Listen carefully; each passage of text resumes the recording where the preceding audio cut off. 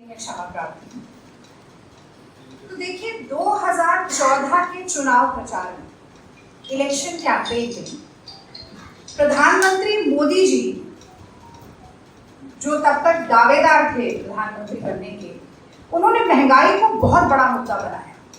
बड़ी प्रखरता और मुखरता से महंगाई के मुद्दे को उठाने का काम मोदी जी ने किया था और एक बड़ा नारा उन्होंने दिया, बहुत हुई महंगाई की मार।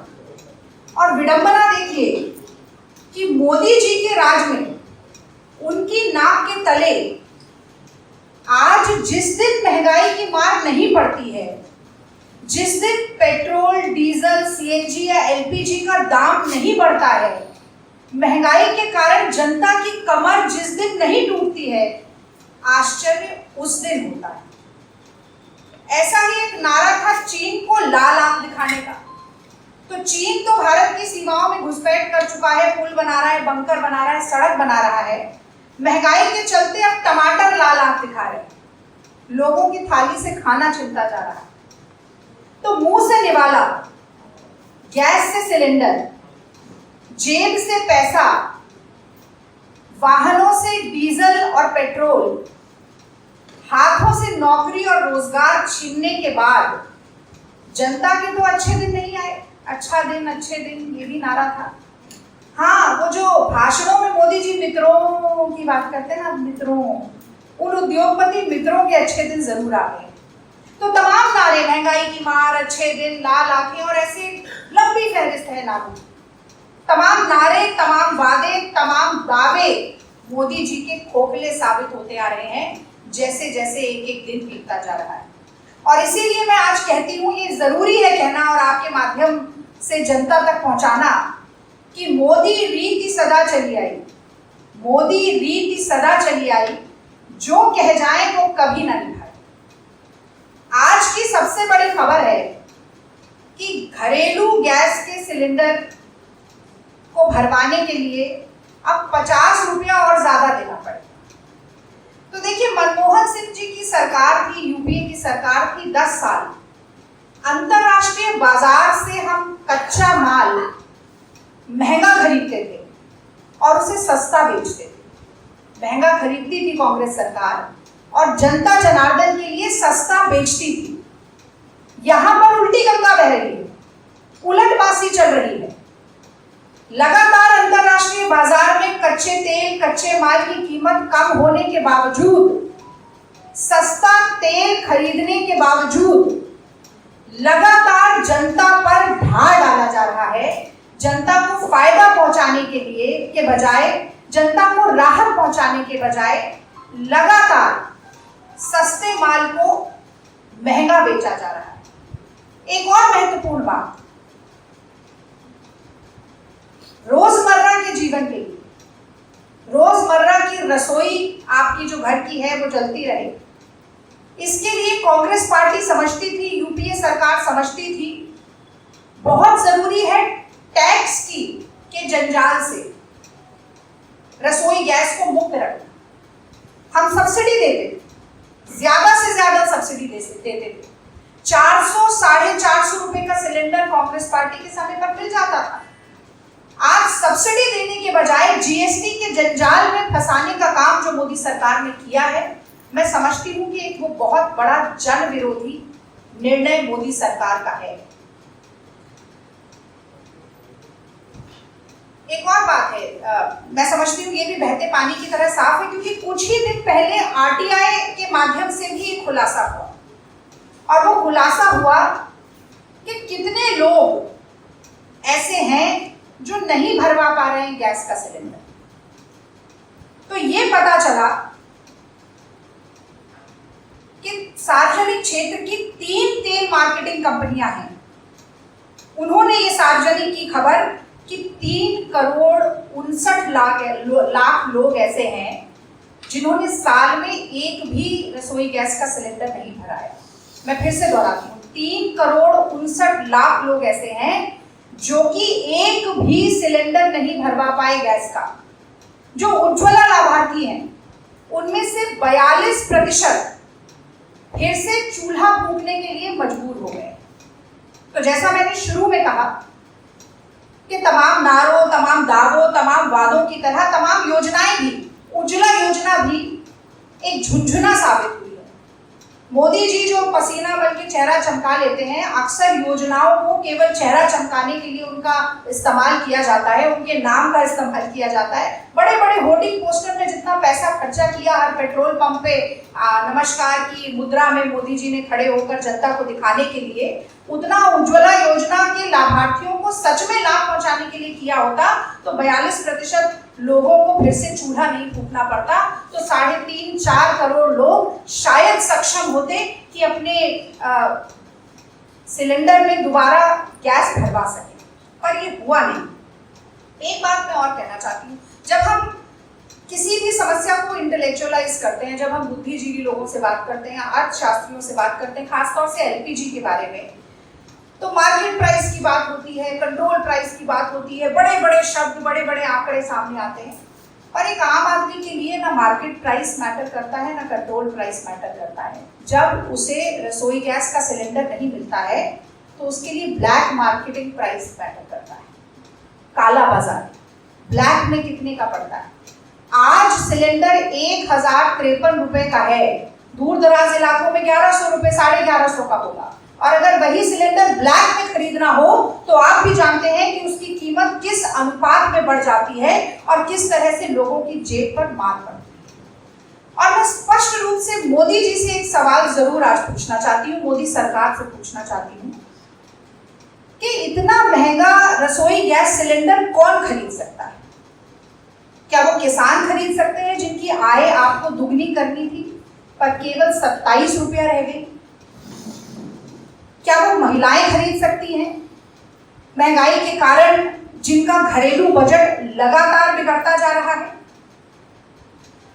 क्या वो 8 करोड़ लोग जो आपके 8 साल के राज में गरीबी रेखा के नीचे चले गए इतना महंगा सिलेंडर खरीद सकते हैं?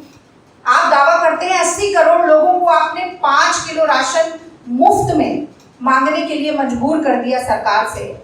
वो लोग क्या इतना महंगा सिलेंडर खरीद सकते हैं? करोड़ों नौजवान जो बेरोजगारी के कारण प्रदर्शन कर रहे हैं देश के तमाम हिस्सों में, वो बेरोजगार नौजवान क्या इतना महंगा सिलेंडर हर महीना खरीद सकते हैं?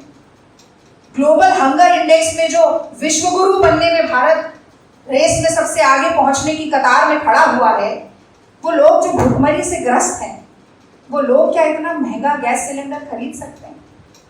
मैं कहना चाहती हूँ मोदी जी से कि देश को चलाने के लिए, जनता का मर्म समझने के लिए, पेट पर पड़ती हुई लात का दर्द समझने के लिए, कमर तोड़ महंगाई की पीड़ा समझने के लिए 56 इंच का सीना नहीं चाहिए मोदी जी। इस देश के लोगों के लिए धड़कता हुआ एक दिल चाहिए, उनकी नब्ज पे रखा हुआ एक हाथ चाहिए। माफ कीजिए, जो आपके पास और आपकी सरकार के पास नहीं। एक और ऐतिहासिक बात हुई है इन 8 सालों में।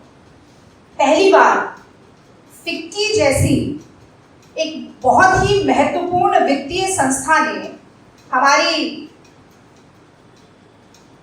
आदरणीय वित्त मंत्री जी को चिट्ठी लिखी जो कहती है कि प्याज महंगी हो जाए तो प्याज खाना बंद कर दीजिए। आप कहेंगे गैस महंगी हो जाए तो कौन कह रहा है सिलेंडर का इस्तेमाल करिए, वापस चूल्हा फूकिए, तो इस तरीके का तर्क देती। तो फिक्की ने चिट्ठी लिखकर ये कहा कि इससे ज्यादा दुर्भाग्यपूर्ण कुछ नहीं हो सकता कि अस्पताल के बिस्तर पर भी आप 5% GST लगा रहे हैं। इस देश के गरीबों के प्रति, इस देश के आम आदमी के प्रति, इस देश की जनता के प्रति क्या निष्ठा है सरकार की? ये सवाल पूछते हुए फिक्की ने आड़े हाथों लिया मोदी सरकार को। ये भी 8 साल में पहली बार ही हुआ है।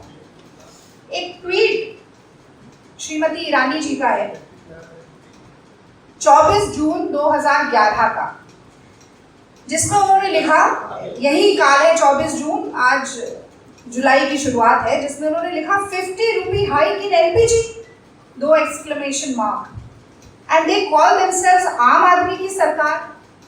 What a shame. मुझे याद है जब पिछला फेरबदल मोदी जी का हुआ मंत्रालय का, तो 11 महिला मंत्री बनाई। बड़े बड़े होर्डिंग लगाने में, वो प्रचार करने में मोदी जी बहुत ही धुरंधर व्यक्ति हैं। बड़े बड़े होर्डिंग लगाए 11 महिला मंत्री, 11 महिला मंत्री। मैं जानना चाहती हूँ 11 महिला मंत्री कहाँ हैं देश में? विपक्ष में श्रीमती ईरानी के बड़े ट्वीट आते थे, प्याज की माला पहनकर गैस के सिलेंडर लेकर बैठती थी सड़कों पर। कहाँ है ये? अंतरात्मा से आवाज नहीं आती?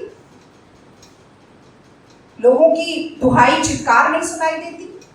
ये मन का मैल है या कान का मैल है कि जनता की चित्कार आपको सुनाई नहीं देती?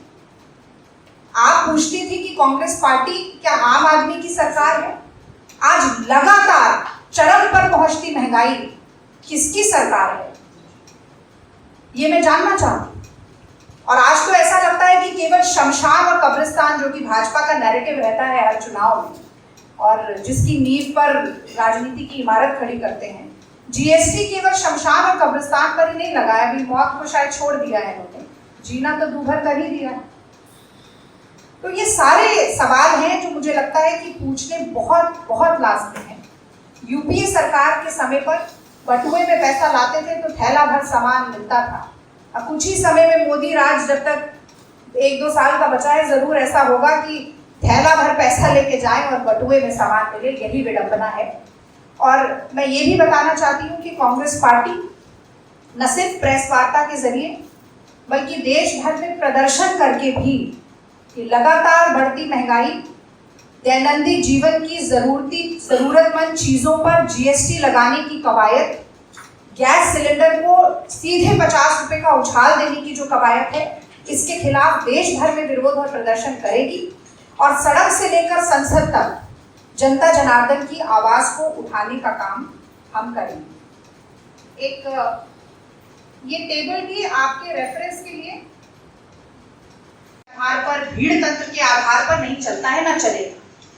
हमारा देश कानून के आधार पर, संविधान के आधार पर, न्याय सम्मत मार्ग पर चलेगा और इसकी विपरीत दिशा में जो भी व्यक्ति मन, वचन या कर्म से संलग्न दिखाई देगा, उसके खिलाफ कड़ी से कड़ी कार्रवाई होगी।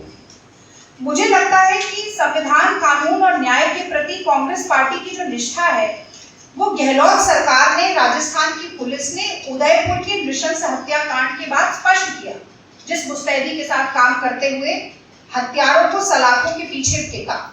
कल मैं एक टेलीविजन चैनल के डिबेट पर बैठी थी, तो जो एंकर थी वो लगातार मुझसे पूछ रही थी कब गिरफ्तारी होगी, कब गिरफ्तारी होगी, कब गिरफ्तारी होगी। और उन्होंने लगातार कह रही थी कि कांग्रेस पार्टी की मुख्य रूप से 2 प्रदेशों में सरकार है और जो कानून व्यवस्था दोनों प्रदेशों में है, अगर भारतीय जनता पार्टी शासित प्रदेशों में हो जाए तो पूरे देश की जो क्राइम रेट है वो आधी हो जाएगी। तो गहलोत सरकार ने फिर एक बार एफआईआर कर ली, हो गई थी, टीम सर्च कर रही थी, फरार था व्यक्ति। आज सुबह अर्ली मॉर्निंग, सुबह सवेरे पकड़ लिया गया और उसके ऊपर न्याय सम्मत कार्रवाई भी होगी, कड़ी से कड़ी सजा भी मिलेगी। पर मैं ये भी जानना चाहती हूँ कि मोदी सरकार के राज में तमाम भारतीय जनता पार्टी के लोग जो हेट स्पीच, नफरती भाषण, उन्मादी भाषण देते हैं, उन पर कार्रवाई कब होगी, ये भी जानना बहुत जरूरी है।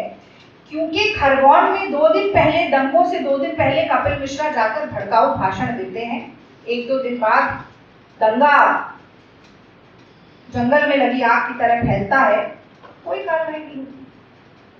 अनुराग ठाकुर खड़े होकर गोली मारो सालों को जैसी बात बोलते हैं, कोई एक्शन नहीं होता। प्रज्ञा ठाकुर गोडसे जिंदाबाद और गांधी मुर्दाबाद करती हैं, उनको बस मन से माफ नहीं किया जाता है। और मोदी जी तो स्वयं कपड़ों से पहचान लेते हैं मुजरिमों को। तो जड़ कहाँ है, ये देखते हुए जनता को स्पष्ट संदेश देना बहुत जरूरी है। पुलिस का, कानून का इकबाल बनाना बहुत जरूरी है। कांग्रेस पार्टी सुनिश्चित करती है, वही अजमेर की अरेस्ट से भी आज सुनिश्चित हुआ।